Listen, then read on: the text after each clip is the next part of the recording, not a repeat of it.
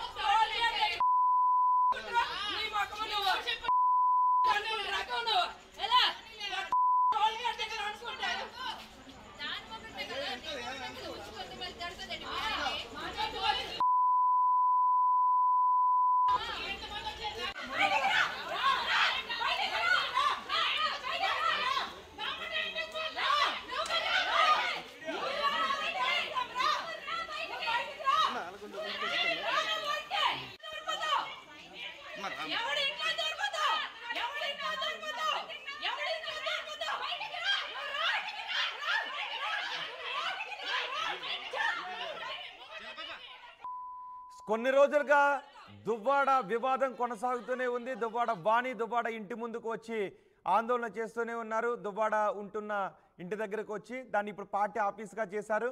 అయితే ఇప్పుడు మాధురి ఇన్ని రోజుల నుంచి ఆమె నివాసం దగ్గర నుంచి మాత్రమే మీడియాతో మాట్లాడుతూ వచ్చింది. కానీ నిన్న అనూహ్య పరిణామం చోటు చేసుకుంది. ఏ ఇంటినైతే దువ్వాడ వాణి అడుగుతున్నారో ఆ ఇంటిని నేను కొనేశాను అంటూ రిజిస్టర్డ్ డాక్యుమెంట్స్ పట్టుకుని వచ్చి ఆ ఇంటి లోపలికి వెళ్ళి గెడవేసుకున్నారు. గెడవేసుకున్న తర్వాత దువ్వాడ వాణి కింద నుంచి ఆ బయట నుంచి కరెంట్ ఆఫ్ చేశారు, పవర్ ఆఫ్ చేశారు. అయినప్పటికీ కూడా దువ్వాడ మాధురి బయటకు రాలేదు. దీంతో దువ్వాడ వాణి నిచ్చెన వేసుకొని పైకి వెళ్ళే ప్రయత్నం చేస్తూ ఉంటే పైన ఉన్న దువ్వాడ మాధురి నిచ్చెను కిందకు తోసేశారు. ఒక సినిమా సీన్ను తలపించింది. నిన్నంతా కూడా హైడ్రామా చోటు చేసుకుంది. ఇప్పటి వరకు జరుగుతున్న వివాదంలో ఇప్పుడు జరుగుతున్నది పీక్స్ అనే చెప్పుకోవాలి. ఒకసారి చూడండి, నిచ్చెన వేశారు. ఆ నిచ్చెన వేసుకొని ఎక్కే సమయంలో మాధురి ఆ నిచ్చెను కిందకి తోసేశారు. సో దువ్వాడ వాణి ఆ నిచ్చెన వేసుకుని పైకి వెళ్దామని చేసిన ప్రయత్నం విఫలమైపోయింది. రాత్రంతా కూడా అక్కడే ఉన్నారు. దువ్వాడ శ్రీనివాస్ కుమార్తెలు కూడా అక్కడ ఉన్నారు. దువ్వాడ కుటుంబ సభ్యులకు మాధురికి మధ్య పెద్ద స్థాయిలో వాగ్వాదం జరిగింది. ఇద్దరు కూడా తిట్టుకున్నారు. ఒక స్థాయిలో శృతి మించి కూడా తిట్టుకున్నారు. కిందకి రా, బయట చూసుకుందాం రా అంటూ ఒకరికొకరు సవాలు కూడా విసురుకున్నారు. అయితే దువ్వాడ మాధురి మాత్రం దివ్యల మాధురి చెప్తూ ఉంది, ఆ ఇల్లు నాది, నేను కొనుక్కున్నాను, శ్రీనివాస్ సెల్ఫ్ ఎక్వైర్డ్ ప్రాపర్టీ అని తెలిసిన తర్వాత అడ్వకేట్ ఒపీనియన్ తీసుకుని, లీగల్ ఒపీనియన్ తీసుకుని నేను కొనుక్కున్నాను అని దువ్వాడ మాధురి చెప్తున్నారు. ఒకసారి దువ్వాడ మాధురి ఏం మాట్లాడారో చూద్దాం.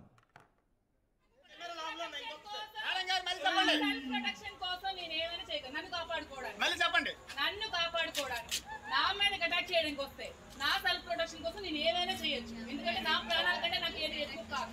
నా లైఫ్ తర్వాత నాకు ఏదైనా మీద మీ వాళ్ళు ఎక్కువ మంది గోండాలు కూడా ఉన్నారు అంటున్నారు మేడం. మేడం ఎక్కువ మీద గోండాలు అందరూ ఉన్నారు అంటున్నారు. గోండాలు ఉన్నారు అంటున్నారు. ఎంతవరకు ఈ మాట చూడండి. ఆవిడ చూడండి, టికెట్ లాగేసుకొని హింస పెట్టి రోడ్డు మీద పెట్టి ఇన్ఛార్జ్ లేకుండా టికెట్ లేకుండా చేస్తే దువ్వాడ శ్రీనివాస్ అనే వ్యక్తి ఇలా ఇలా ఇలా తెచ్చుకున్నట్టు ఇక్కడ 1 month లో ఇన్ఛార్జ్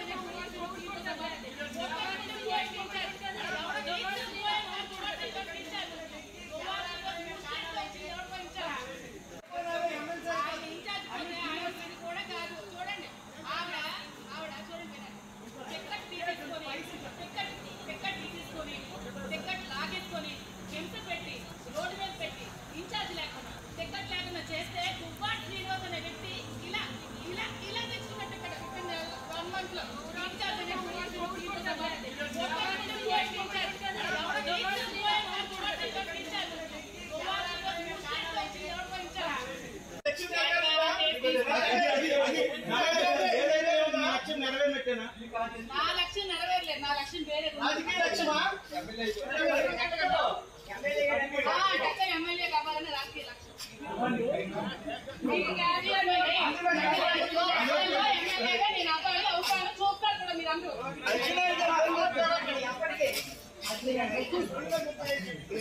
ఏమంటే ఎప్పుడో పుట్టుకొని ఎవరు ఏ రాజకీయ నాయకులు అయిపోరంటే దువ్వాడ కూడా ఇదే రాజకీయంలో ఉంటాడు. చక్కని మినిస్టర్ అవుతాడు. ఖచ్చితంగా మీరు అందరూ రాష్ట్రానికి మినిస్టర్ అవుతాడు. మీరు అందరూ చూస్తారు. దువ్వాడ పక్కనే నేను రాజకీయం చేస్తాను. మా ఇద్దరం కలిసే రాజకీయం చేస్తాము. ఇద్దరం కలిసే రాజకీయ ప్రయాణం కొనసాగిస్తాను.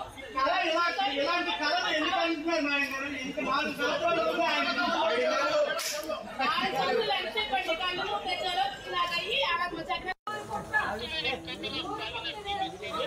ఎవడి ఇంట్లో దూరిపోతే ఆడి ఇంట్లో దూరిపోయి నా భర్త అనుకుని వస్తున్నాయి. అమ్మాయి హక్కులు రాయించుకున్నా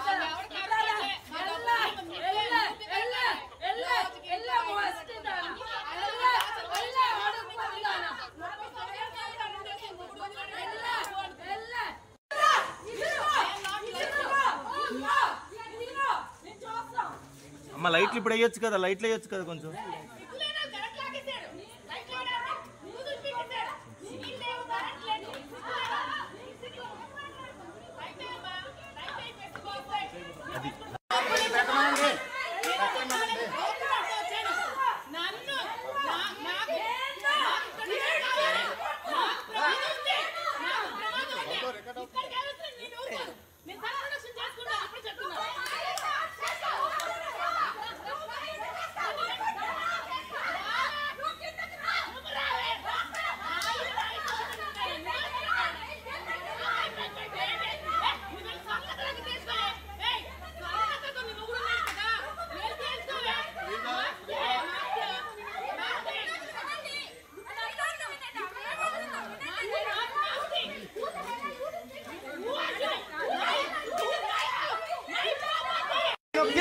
నా దగ్గర ఉంటది, ఆ లైఫ్ లాంగ్ ఉంటది అన్నారు కదా.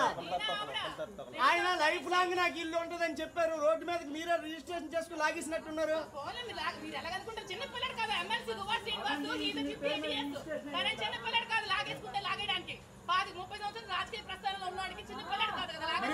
మరి ఎలా లాగేశారు? ఇప్పుడు ఎలా ఎక్కడ ఉన్నారు? ఎక్కడికి వెళ్ళారు? దువ్వాడ శ్రీనివాస్ గారు ఎక్కడికి వెళ్ళారు? ఫోన్ చేసి కనుక్కోండి. ఆయన ఫోన్ అంటే ఇప్పుడు అంటే మీరు కూడా వెళ్ళగొట్టారా దువ్వాడ శ్రీనివాస్ గారిని? మీరు కూడా వెళ్ళగొట్టారా దువ్వాడ శ్రీనివాస్ గారిని ఇంటి నుంచి? అంటే 2 సంవత్సరాలుగా ఇల్లు లేదన్నారు కదా. మరి ఇంట్లో లేదంటున్నారు. మరి ఎక్కడికి వెళ్ళారు? వాళ్ళ మదర్ కూడా ఇంట్లో ఉంది. దువ్వాడ ఫ్యామిలీ వివాదంలో ఇప్పుడు ఇదొక ట్విస్ట్. మాధురి, దివ్యల మాధురి